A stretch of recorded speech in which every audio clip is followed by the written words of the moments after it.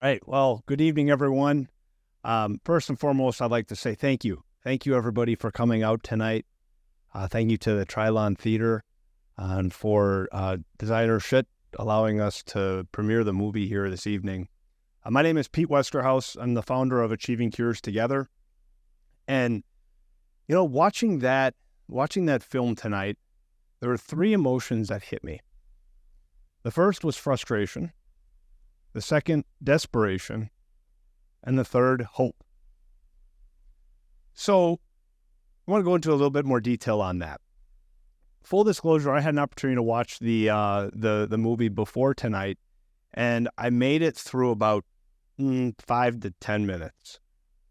As a patient with ulcerative colitis, the emotions hit so hard home, I couldn't keep watching it. I had to shut it off. And it ties back to my story and how Achieving Cures Together was started. That opening scene where she's in the doctor's office and you have the doctor saying, look, there's nothing else we can do. You take your drugs, expensive meds. You're going to have to just live this way. And that was me back in 2012. I was diagnosed with ulcerative colitis at the time. I was a college student at the University of Minnesota, living my dreams of playing college football when I started having symptoms with blood in my stool and was diagnosed with ulcerative colitis. My illness accelerated really, really quickly and was having 30 bowel movements a day. Went from 235 pounds playing outside linebacker down to 148 pounds, not able to eat, not able to sleep. Life was living hell. And she depicted that in some of those opening scenes where she's sitting at the stoplight, twiddling her arm, that anxiety. Am I going to make it to the bathroom, or am I going to go to the bathroom right here in my car? It's debilitating, and your life kind of closes. That's when I was, so I was going through that is when I was introduced to the idea of fecal transplants. And I had tried every drug under the sun. I had tried acupuncture, diet changes, even yoga. A big guy like me doing yoga, that's a funny sight. And nothing was working. I was introduced to this idea of fecal transplants, and something about it just made sense. And so I was connected with our very own Dr. Alexander Khoruts. And Dr. Khoruts was the first doctor that sat and really listened to me. And I was fortunate enough to be part of an ulcerative colitis trial as a single patient and get 3 fecal transplants over just over a year time span. At the time, I had them via colonoscopy as well. The healing that happened to my large intestine was significant, folks. You saw those scans, what happened for Saffron in her large intestine. That was exactly what happened for me as well. However, my very end of my colon, the descending colon, was still very inflamed. I ended up having surgery to remove my colon. At the time, here I'm 22-year-old. I'm living with an ostomy bag for 9 months. And yet, it was going through that experience that I questioned a lot of things. I questioned, why am I having to take all these expensive drugs? Do doctors really want us to get better? And yet I saw the potential of FMT and was very, very excited about what this might do to the world of science and to other people with suffering from ulcerative colitis. So that was the foundation of starting Achieving Cures Together, with the hope of, let's accelerate this research and find cures. And so watching that movie through, again, a lot of emotions come up. I think there's a lot to digest and to talk about. So we're going to introduce brief introductions. Everyone's going to introduce themselves on the panel here. I'm going to be the moderator. I'll do my very best. And we're going to hit on the bullet points that are up on top of the screen, but also want to open it up for questions as well. So when we go through each of the topics, once we're through those, we'll open up for questions. and look forward to really kind of diving in. So with that, I'm going to pass the mic along to do brief introductions for everyone. I am Amanda Kabage, and I always have quite a few hats that I wear whenever I do one of these kind of events. So I am the research program manager for the Microbiota Therapeutics research program at the University of Minnesota, and I've been doing that for almost 10 years now. I'm also an ulcerative colitis patient, and I also had recurrent C. diff, and I've had multiple microbiota transplants. So again, kind of lots of hats that I wear. And just kind of a brief note on emotions that were sparked for me with Saffron's story. My ulcerative colitis is very mild and very manageable. And so that idea when she's talking to her doctor, when she's not sick enough, she's not severe enough, it's not life debilitating, really resonates with me because my disease fortunately doesn't act up very often, but when it does, it's incredibly debilitating, and I hate steroids, and I hate every medication that I have to go on when it does act up. So even mild UC patients, there's a little bit of that kind of minimalizing of your disease because you're not as sick as these other patients. And even personally, I sometimes feel almost guilty that I can call myself an ulcerative colitis patient and put myself in the same group as patients that I see that like are completely debilitated, in pain in the hospital all the time because my case is quite different. So it's a little bit of my background. I'm Alexander Khoruts. You saw me in a somewhat younger version in this movie. I am a university faculty, and I've been in this field since 2008. Kind of a transitioning over a couple of years toward 2008. So I started, I'm a gastroenterologist, so that's what I do clinically, but I'm also trained in an area of science, immunology. And that's how I started my scientific career.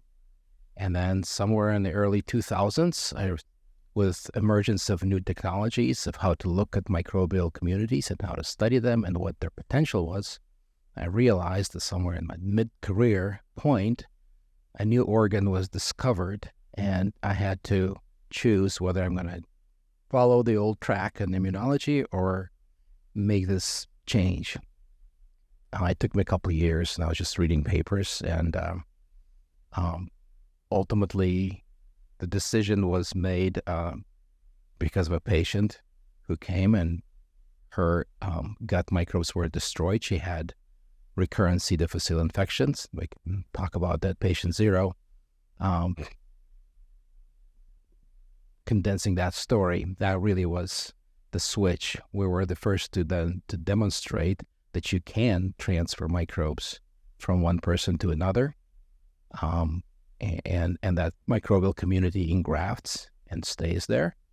And that's actually when we came up with the name of fecal microbiota transplant. From the very beginning, I didn't like the fecal word. So we were kind of a group of physicians talking about how to name this treatment. And I was saying intestinal microbiota transplant or something. Anyway, they insisted on the fecal word. And what happened is the microbiota, which is actually what's being transplanted, is the microbial community that got cut out, and it's become fecal transplant, which people permutate in different ways, poop transplant, stool transplant, and it's all nonsense. You cannot transplant feces. That's a very complex substance. But anyway, and since that time, we've been really working toward making it into a standardized therapeutic.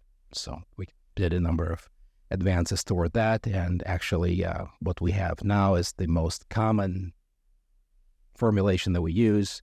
It is just an encapsulated form of separated microbes in a capsule that look like any kind of a probiotic formulation that people can take daily so they don't have to do these enemas. And our program, with the help of Achieving Cures Together, at this point, is the only academic program in the country that manufactures these kinds of products in accordance to pharmaceutical standards.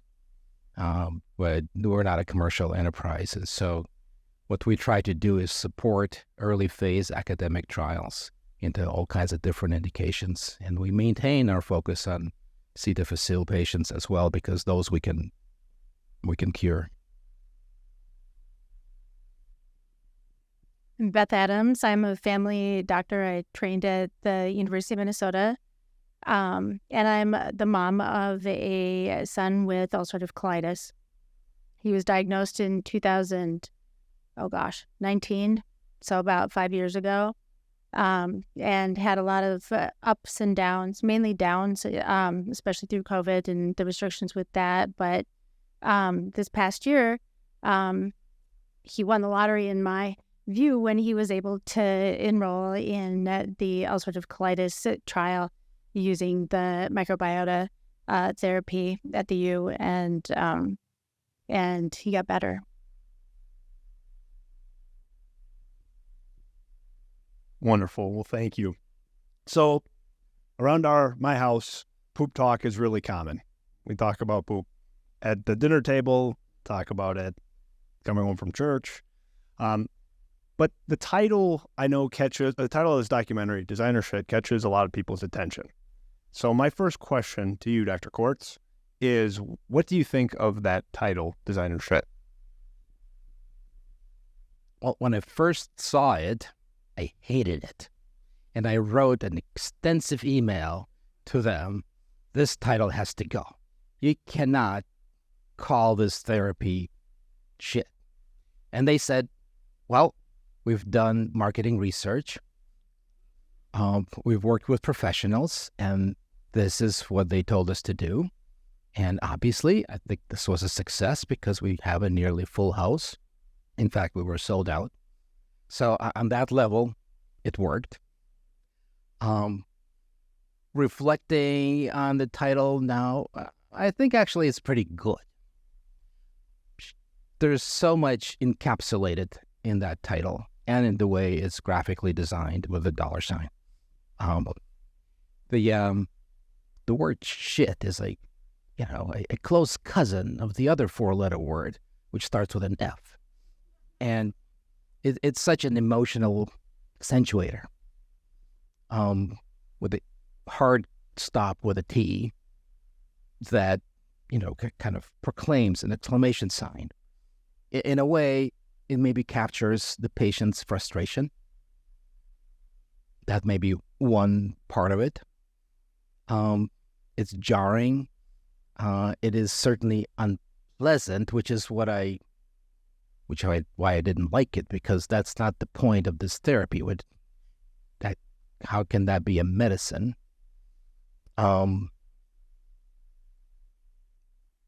Nevertheless, I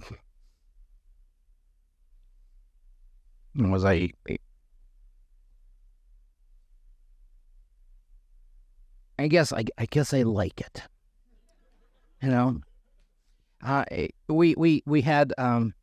We also had many poop jokes in my house. And when we started, admittedly, in the first couple of years, Mike Sadowski, my collaborator, and I were making a lot of poop jokes.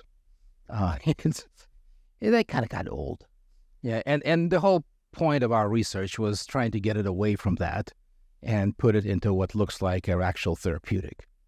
In 2013, and we'll probably get to that, there was a FDA workshop in Washington, D.C., and the FDA was trying to decide at the time how to regulate this.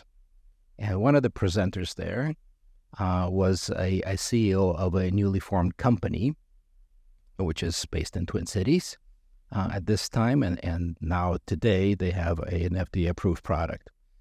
And she didn't have anything scientific or medical to contribute, but she hated the name fecal microbiota transplant. She basically, the whole talk that she gave, we got to give it a different name. And so that's what the commercial product is. It has a different name. It basically is stool in an enema form. That's their formulation. But it has this revitalizing yogurt-like name, which is how it gets commercialized. And that's where the $sign comes in. Yeah, I think looking at the looking at the name, that dollar sign does stand out, and that it's in gold. I think there's a lot to unpack with that name. As we started Achieving Cures together, 2015, we were talking about doing fecal transplants and studying fecal transplants. People looked at me like I was an alien. It's kind of like, what? You're doing what? And now it's come so far. I think there was even a South Park episode on fecal transplants. Once it's on South Park, it's mainstream. So, Alex, would you walk us through what is FMT and what it does? Well, okay, so originally how it came to be was patients with C. diff infections. It's just a brief lesson in anatomy and physiology, the way the digestive tract is put together in humans. You eat your food, gets through the esophagus, gets in the stomach. Then there is small intestine. That's the longest part of your digestive system. That's where most of the digestion happens and nutrients get absorbed. And about 5 to 10% of nutrients are still not digested. They enter the colon. That's the last part of the digestive system. And that's where you have microbial fermentation. Things really slow down there. And it takes 24 or maybe even a couple days transit. It gives the time for microbes to finish that process. We actually get about some calories from that as well, but you can live without a colon. It's dispensable, at least in humans. Humans have the smallest part of that microbial organ of any mammal. It's because we learned how to cook food, and that makes it easier to digest. But, our cousins like gorillas, they depend on that microbial fermentation for 65% of their calories. That's why you have them, if you observe them, they're just sitting around munching on grass and make a lot of fart noises, and they don't have much to do besides that. They can't expend much energy. That's why their brains are smaller. Once we learned to cook food, then we had more time to roam around and think about things. And anyway, so bottom line though, all mammals, all animals have this symbiosis with microbes one way or another. And when we use antibiotics, we throw a grenade in there.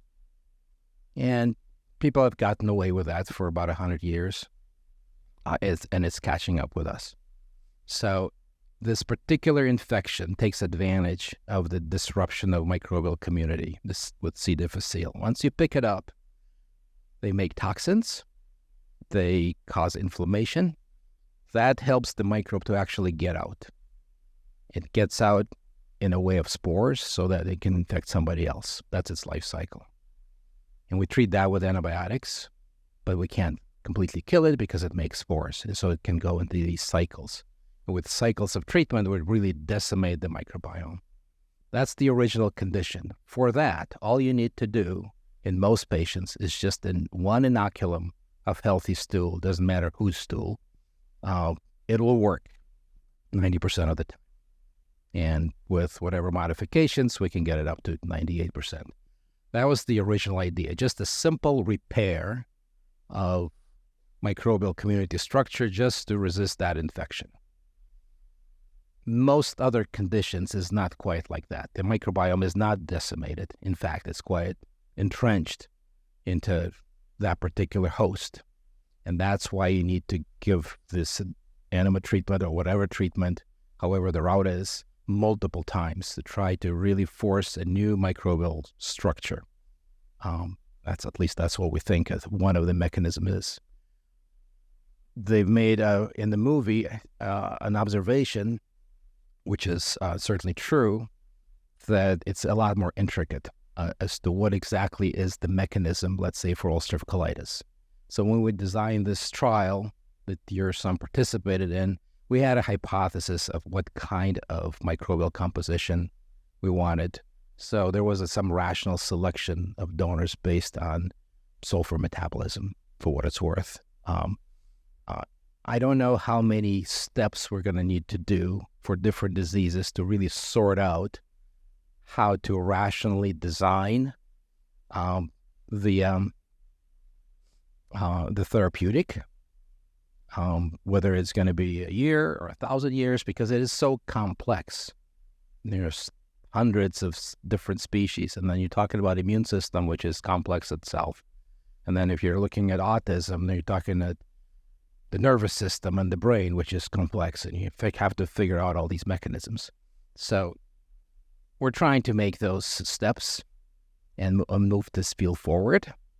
But it depends on each individual disease is probably a different answer. I just thought there was another reason why I like the name. You know, my wife is a fashion designer, and I work with shit. So it's perfectly put together. One of the emotions I said hit me as a patient was the desperation. And you will, when you're sick like that, you will go to any degree, any level to try to feel better, which was obviously a common theme in that movie. Amanda, would you talk a little bit about DIY FMT transplants? Obviously, Saffron was desperate, and she went that route. Will you talk a little bit about the safety of a DIY FMT? Yeah, so again, I'll kind of start off by going back to my health history. So I was diagnosed with UC same year as Pete in 2012. And this is a disease I had never heard of. I had UC and C. diff at the same time. So I was kind of double hit with these two diarrheal illnesses. And so after, many antibiotic treatments weren't working, I stumbled across these fecal transplants and Dr. Khoruts. I was lucky enough to already be working at the University of Minnesota, so this was right in my backyard. But it still took a really long time for me to actually get my transplant. And so there were moments where I got desperate. I remember I started looking up any place in the world. That's where I came across Dr. Brody in Australia. I came across Jim Adams, who's doing autism work at ASU in Arizona. And a few of these names started kind of popping up in research when I was really digging in. And then I also remember coming across a website called The Power of Poop. And The Power of Poop was a website designed to teach people how to do DIY transplants. I actually went on there today because it's been a while since I've been on the Power of Poop website. It is a single page and everything has been essentially removed, which I assume has been either mandated by the FDA or one of the big pharma companies that's required them to take down their information. But through some other digging, I stumbled across a blog that somebody had written who referenced The Power of Poop and how they had UC and had done DIY transplants and it worked for them. And there was the archived Power of Poop website that you can still access. The thing with DIY is I get these mixed emotions when I think of those kind of tools because there's plenty out there. If you want to dig in the web on the internet, you will find plenty of instructional videos and all sorts of websites that will teach you how to do DIY transplants. People are doing these no matter what. Again, we talk about the desperation. Like, what that was like. I know what that was like. I think anybody who has these diseases and you're told there's no cure and you're suffering and you're spending this amount of money on medications, you do become desperate. And so when you realize you can't get access to these treatments that you're reading about and these amazing stories that you're hearing about, you'll do anything. And so people are going to do DIY transplants. And so for me, there's part of me that says, okay, well, at least these people that are trying to do good, like the Power of Poop was trying to do, was tell people how to do it safely.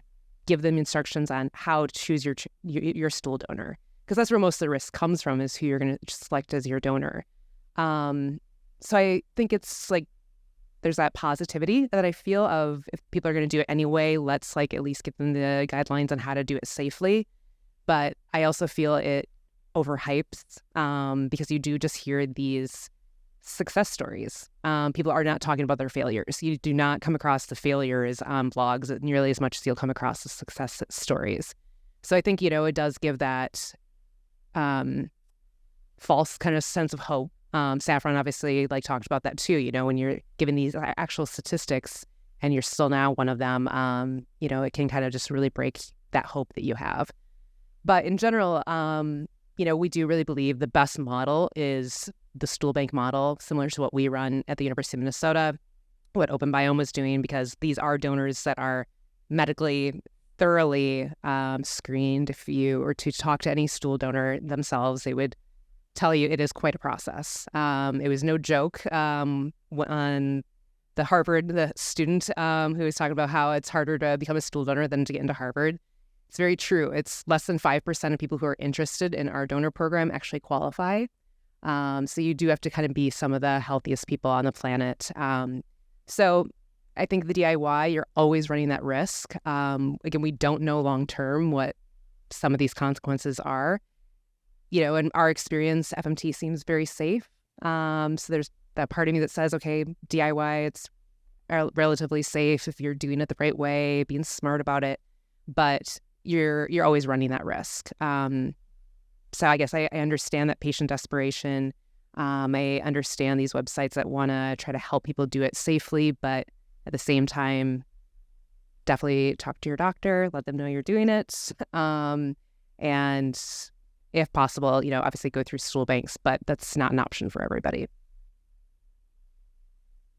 As a follow-up to that, what advice would you give someone who's looking to do an FMT? How to find it, or just kind of the best steps? Yeah, well, again, so as, FMT is being studied, as you saw the list, the number of diseases and health conditions that it's being studied for is going to increase that population of people who are even looking into trying to get an FMT. So the first advice I would give to people is exactly what they did in the movie. Go to clinicaltrials.gov, see if there's an actual clinical trial near you. One thing the pandemic did benefit for science is it's actually easier to do clinical research if you even don't live in the same state. We're able to do a lot more virtual study visits instead of having people come in person all the time. We've had patients in our UC trial that Beth's son was in. We had a patient who was from California who was able to participate in our study. So my first advice would be go to clinicaltrials.gov, see if there's a study that's actually there for you.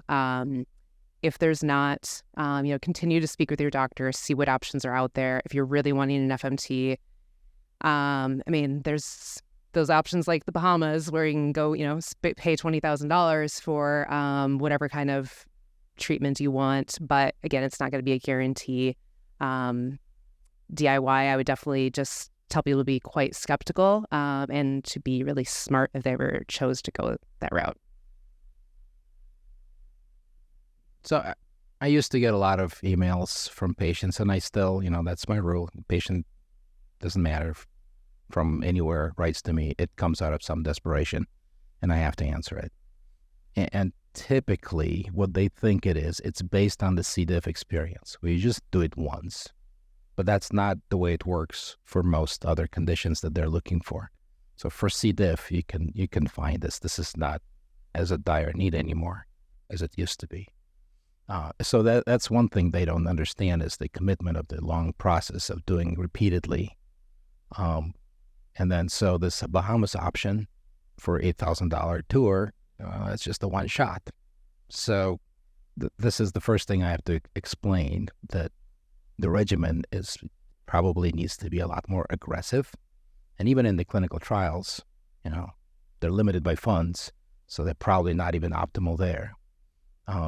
So those are the limitations where we need better therapeutics that are easier to administer, actually to be enabled to do these trials, and that's where coming to that point.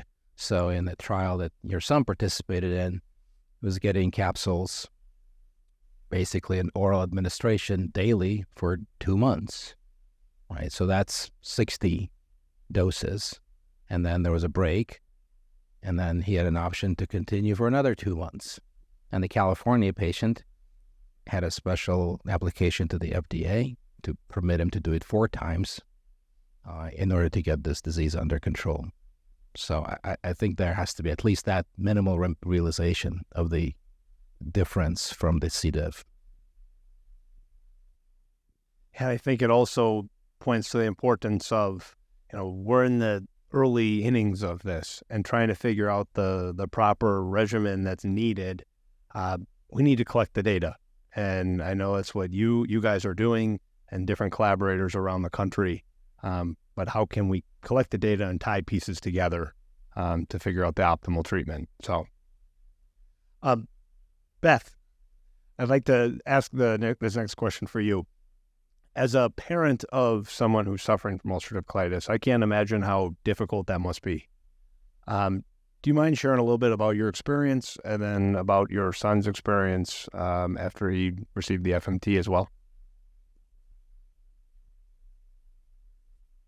Having a child with a disease like ulcerative colitis is a lot. It affects his life and our family's life in so many different ways. It's not, he doesn't have it severe to the point that he'd need to be hospitalized. So I think he's had the same experience as Saffron did with Dr. Kim, kind of downplaying how important it is. But, it affects him in terms of brain fog, fatigue, being able to play varsity sports, being able to hang out with friends. It's what he eats every day. And it's hard as a parent to see your kid going through that. And even, when they're going through it, with success, it's just you want to do anything to help them feel better and stay better. And so the desperation, I've definitely felt. And Evan, my son, had the same reaction. I played the movie when he was home, and he didn't really want to sit down and watch it. It was too hard. After he had, I thought he won the lottery getting to be a part of this study. But when you're, 18 years old, you just want to forget that you have it. But I think on an intellectual level, he knew this was a great opportunity. And originally he randomized to the placebo arm, and we kind of knew he did because there was just nothing. And then had the option to open enroll and to get the real capsules. Probably a couple weeks into him taking those capsules, which, of course, at that point it's not blinded, but he got an appetite, which is really rare. And throughout the course of the 8 weeks, he gained 6 or 7 pounds because he just felt like eating. The way he experiences it and measures it is his energy level. And his energy level, his ability to play sports, to study, everything changed, as well as some of the bowel parameters that typically are measured. And he was able to, he felt like he maintained those gains for a couple months afterward. And it's been about 6 months since he completed it. And he had a repeat colonoscopy, and he looked improved compared to the colonoscopy he had right before entering the study. And he says he'd do it again because he does feel so much better. And, it's not the answer. It's not the cure for him. But it's definitely a piece of the puzzle. And it's great that we had that opportunity.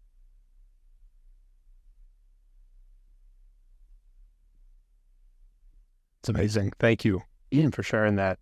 It was interesting in the video, in the movie, where they showed kind of the additional side effects that people had after they received FMT.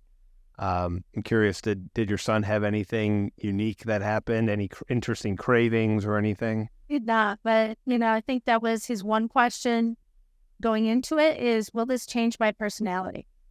And great. Good on that. Fabulous. When I had my colonoscopy, my second one, going in, I could not touch dairy. If I had any dairy food, it went right through me. Anything, didn't matter, cheese, milk, I couldn't eat much as it was. But after I had that second fecal transplant, and I haven't shared this with many people, but I went home and I craved a cheese pizza, and I ate the cheese pizza and I had nothing. I didn't go to the bathroom at all from it. So I love dairy. I love ice cream. I love cheese. I'm married to a Wisconsin girl. So no, it's interesting. Some of those kind of peripheral side effects. All right, Amanda, this is a pretty loaded question. Is FMT regulated? FMT, it is regulated here in the U.S. by the FDA. As Dr. Khoruts was mentioning back in 2013, when big FDA hearings were happening around this, the FDA did decide to regulate poop as a drug, which doesn't really make sense, especially when you've been in the research world for a long time. There are other models. We've always talked about how this seemed to fit more of like, a blood banking model or a tissue transplant model, like not a drug. But that's where it kind of got stuck. And so now this is where, drug companies come in and can kind of then develop this. So it is highly regulated by the FDA. I work with them quite intimately, more than I probably want to sometimes, but I've gotten to know the FDA quite well through this process. I do believe, they do care about patients.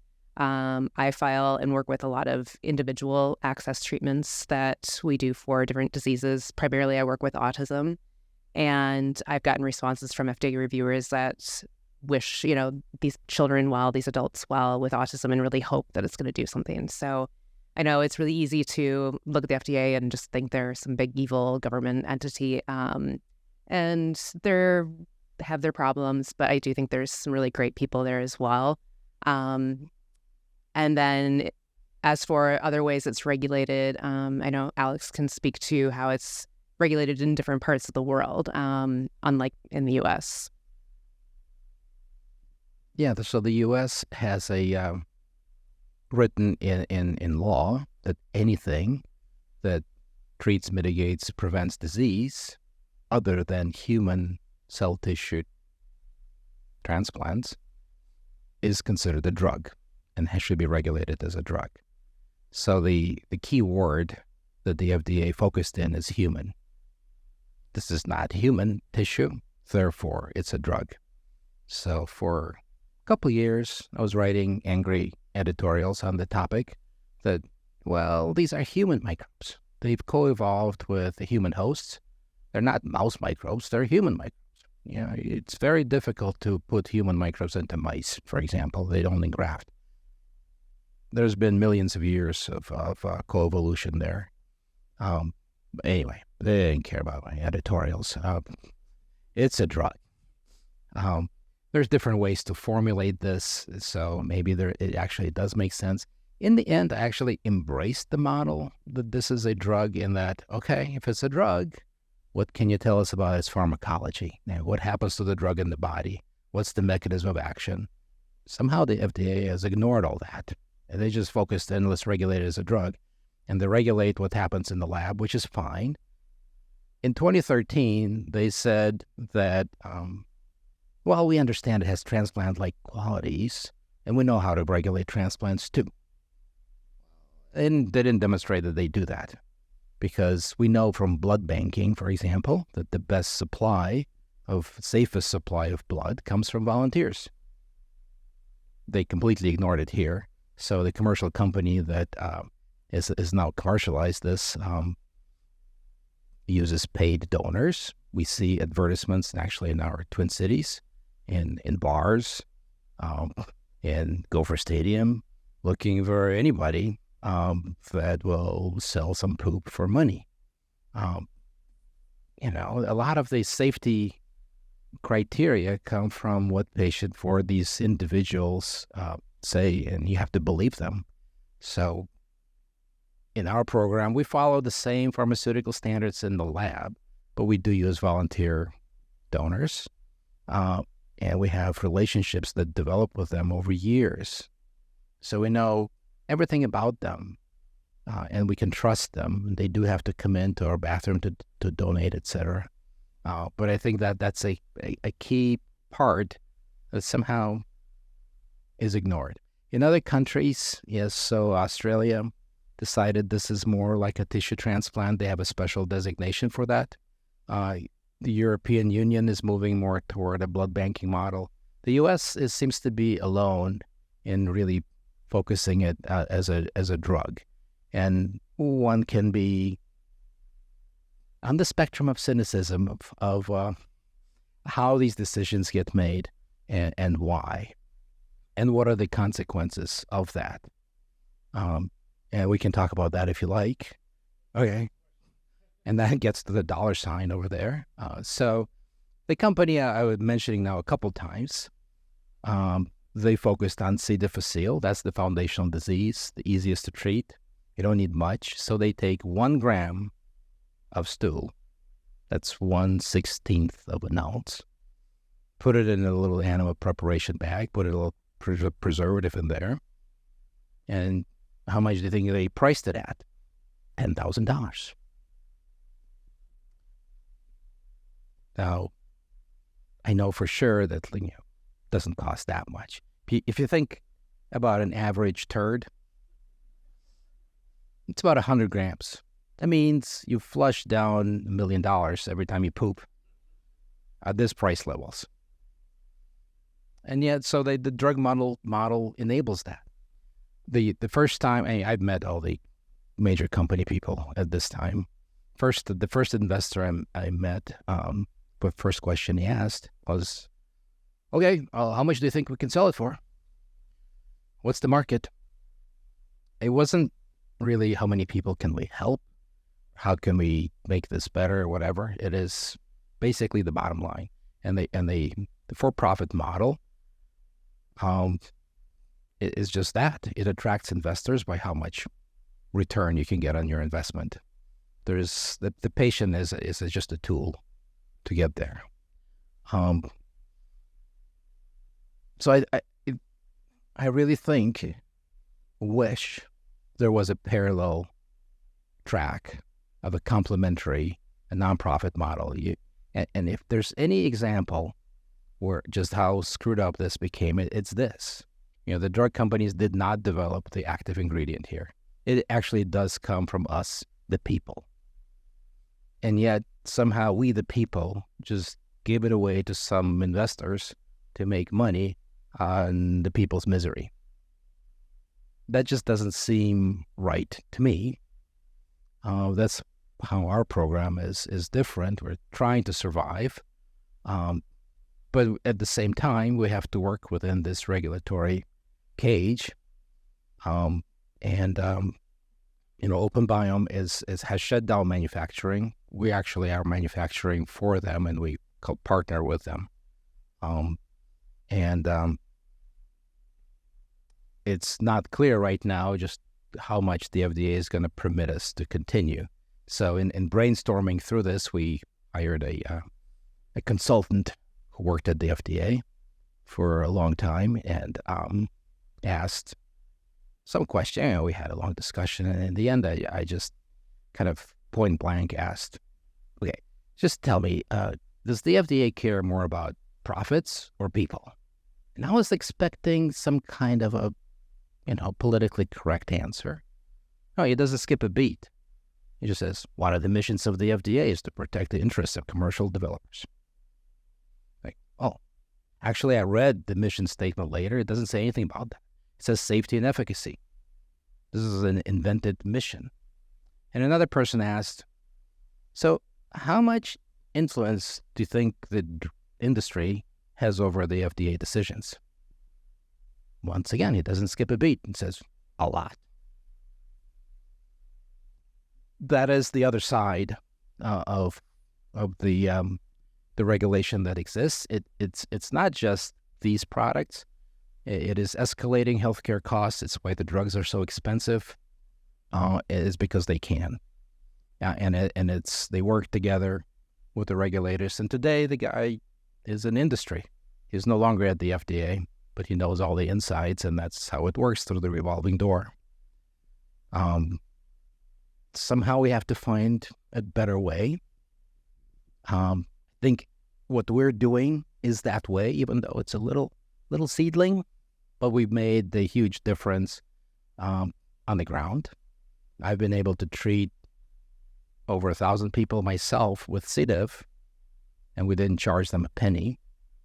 I would say, for me as a physician, you couldn't pay me enough to get that kind of reward. I think ACT feels part of it, part of that mission, part of the high of what it's like to help people. And people are more important than profits.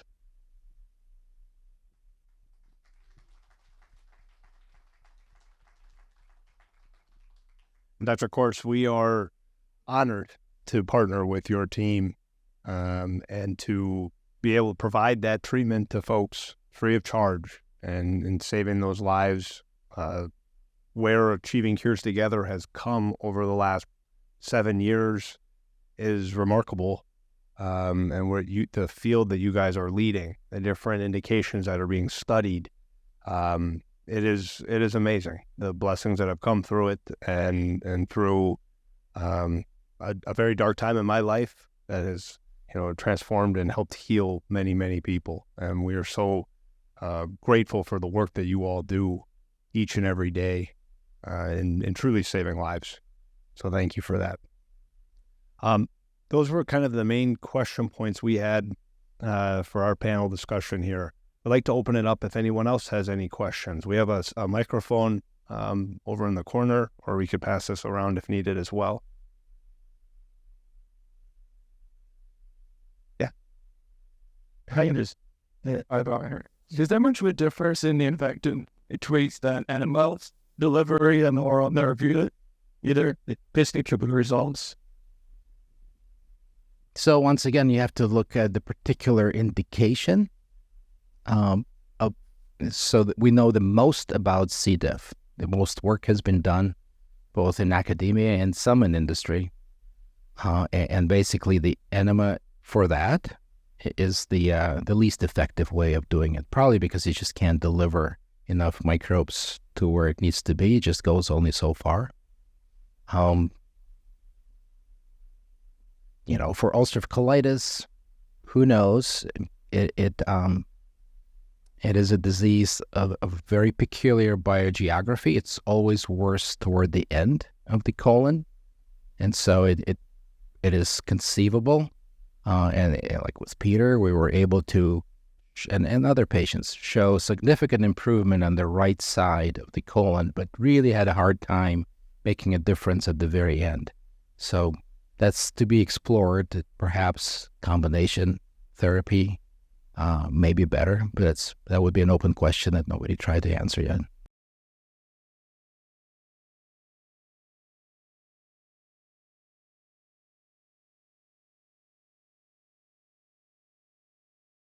This on? All right. So I'm just kind of curious.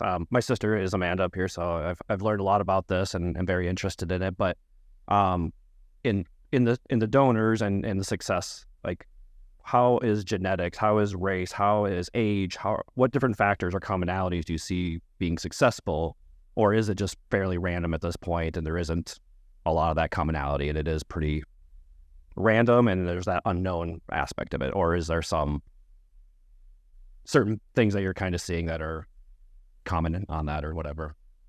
So for C. diff, again, which is our most common indication, you need to do a basic repair, and nobody has found a donor that doesn't work for that indication. So really the focus in that is just to identify the healthiest person, because we want to minimize any risk of transmitting some other condition that we don't understand. For other conditions, there's probably some unique properties of that particular consortium of microbes that we need to figure out. People have looked across countries, across genetics, across ethnicities. There does not seem to be much of an impact on what the microbes are going to look at. They may look there's a difference between ancestral microbiomes and those in the Western countries. Most Western countries look about the same. Less developed countries still look different. If you go in the Amazon, or maybe a little closer to the more ancestral microbiomes, there's a lot more diversity and microbial composition there. But we don't go looking for donors in the Amazon. In fact, it's probably an exclusion criteria. There is one spike of difference, and that's lactose intolerance related. So the microbes that will metabolize lactose would be absent in people who are abstaining from milk products. Thank you. I can speak loud.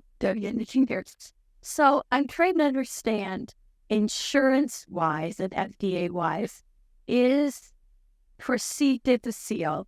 FDA has approved that. There are two products now. The first one was approved November of 2022. We're in 2023. Early in 2023, there was another product approved, which is actually oral capsule-based, which contains bacterial spores, not the Fuller consortium.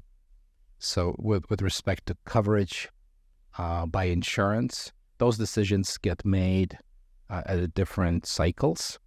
So we are starting to see some patients who have failed commercial products or who simply said we can't afford them. And so we're in a position to be able to help them. That's not necessarily the case across the country. Through the university. Correct. And then the other question is, other conditions that are the other conditions that you're talking about that this. No, that's the only indication where it's been approved. And so insurance will obviously deny commercial products for any other indications. And plus, you'll need a lot more of them. So now we're talking about $1 million kind of a price out of pocket. So in your mind, when do you feel that FMT will become FDA approved for these other conditions? Is it or some kind of product, right? Yes.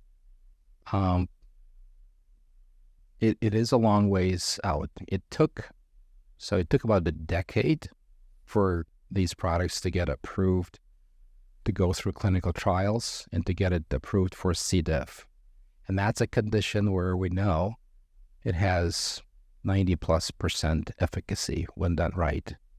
So it's not in theory, a difficult trial to do. And there are about 100,000 patients per year that fit that indication. So these other trials probably will not have that kind of a effect, so they need to be larger. And there is a lot more work to be done to figure out the dosing and probably donor selection. So probably a lot longer.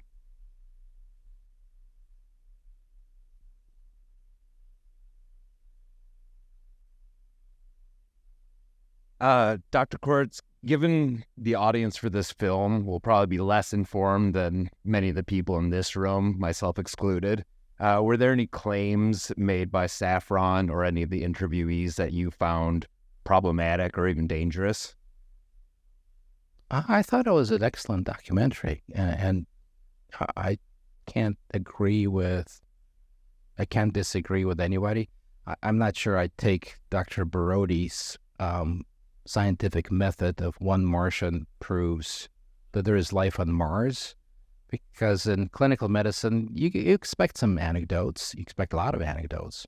You know, the ulcerative colitis is a fluctuating disease. It goes into spontaneous remissions. So it's always possible somebody could just, by placebo effect or whatever effect, just be better.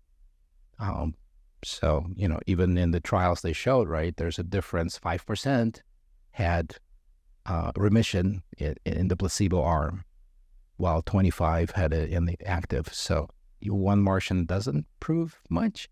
but I do give Dr. Barodi a lot of credit for being a kind of physician who does look at anecdotes and does think and finds these provocative stories, and which later turn into clinical trials. And so we do have a little difference in how we view this development, but I do have still a great respect for the work he's done.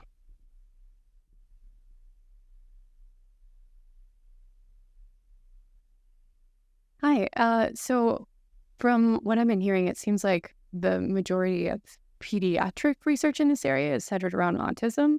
Are there any other pediatric studies going on looking at other conditions, or have there been any noted age effects? Like is potentially higher success rate at younger ages, or does it tend to be more across the board effective in various conditions? I think if you just look at any disease, and if somebody's thinking about microbiome role in that, there usually is a hit. So something's going on there, at least potentially. Somebody's interested in that. So is there something unique to pediatrics? Are there other conditions related to autism? For example, we have a trial in Pitt-Hopkins disease. That's a very rare condition. It's a genetic condition associated with severe autism as well. There's only 1,500 patients in the entire United States. The early trials now show with the handful of patients that this is actually surprisingly helpful in that condition. That might be actually a breakthrough therapy to your answer when you're dealing with a really rare disease. You may not have to do as extensive trials to get to the FDA approval, so that could happen. Kids get all the diseases that adults get, maybe in somewhat different form. It is likely, I'm guessing, that when you get to the disease earlier and you change something fundamental about its pathogenesis of how it develops at an earlier stage, there may be actually a better chance of success. But on the other hand, it's a little more difficult to do studies with pediatric patients. There's even more regulatory oversight there. Yeah, and I was just going to kind of piggyback on that because prior to moving my research into the field of microbiome, I actually worked in pediatrics, and I studied the genetics of cancer in children. And I can tell you it is extremely difficult to do pediatric research compared to that on adults. We see the same thing, obviously with pregnant women. There are all these like different kind of populations that get understudied because of the ethics around it, the understanding. So I think some people will shy away from studying pediatric populations because they're more likely to have success with studying adults, at least first. And if you can see safety, especially in adult populations, then people are more likely to move on to studying pediatrics. But I think it's that safety piece that people really get a little concerned about jumping straight into pediatric research. Wanted to mention, so with peds in mind specifically, developing a formulation that's appropriate for really young children, we recently developed powder formulation. So we separate the microbes, really clean them up such that there is really no residual odor or taste of anything fecal remaining. And then that powder is put into a sachet, and you put it in medium like chocolate milk, and you just drink it. So the young children may have difficulty swallowing capsules, and you don't want to instrument them with enemas every day. So we're actually looking forward to moving on with clinical trials in pediatrics with that.